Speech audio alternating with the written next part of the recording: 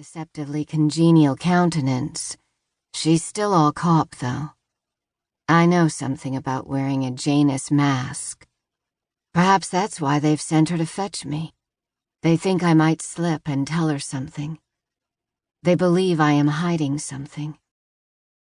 The Kluane Bay Mounties want to interview me again.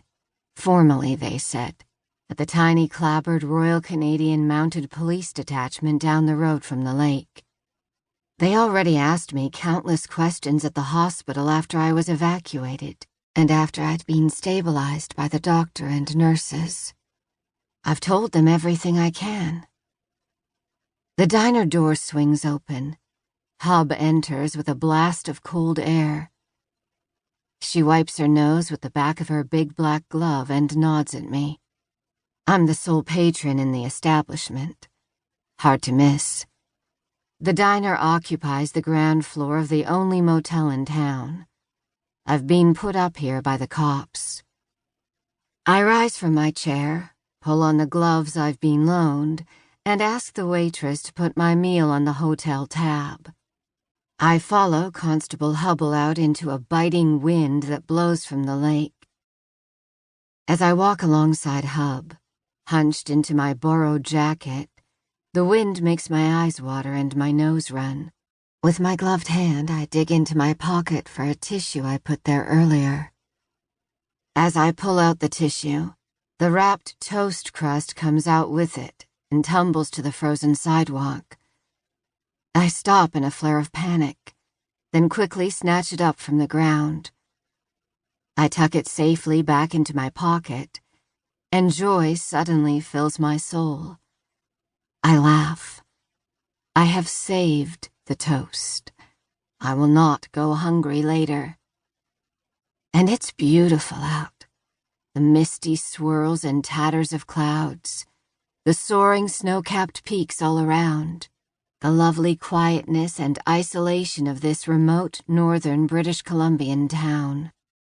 I am struck by the poignant, incredibly sharp, almost unabsorbable exquisiteness of the world, of just being. It's a feeling incommensurate with the direness of my situation. But 15 days ago, I was dropped into a fathomless pit, right into the black wilderness of my very own soul. And down there I saw the monster. And the monster looked back into my eyes. And I saw that the monster was me. But I turned away from those accusing eyes. I climbed and clawed my way back out. And I left the monster down there. Far, far away. I have been saved. Reporters will come. Cameras, questions, judgment. It's a gauntlet I must yet run. But right now, on this crisp, snow-blown morning on the shores of Lake Kluane, it's just Hub and me. I have a pocket full of sugar and a toast crust, just in case. Once inside the police station, Hub ushers me into a tiny windowless room with dirty white padded tiles. In the center is a bolted-down table, plastic chairs, one on either side. I glance up at the ceiling and spy a small camera in the upper corner. "Sergeant Deniaud will be with you in a moment," Hub says, and closes the door. Almost immediately, the suffocation starts. My hands clench and unclench. I met Sergeant Mason Deniaud at the hospital. He was with the search party who helped bring me out of the woods. The clinic nurse told me that Mason Deniaud is new in Kluane Bay. He's a veteran big city homicide detective who, for some reason yet to be ascertained by the members of this small community, has opted to relocate to this northern policing backwater.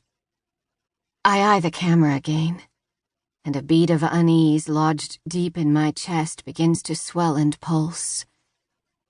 The door opens. Deniaud enters, holding a file of papers and a notebook and pen. His dark hair is shot through with silver at the temples. He wears an RCMP uniform.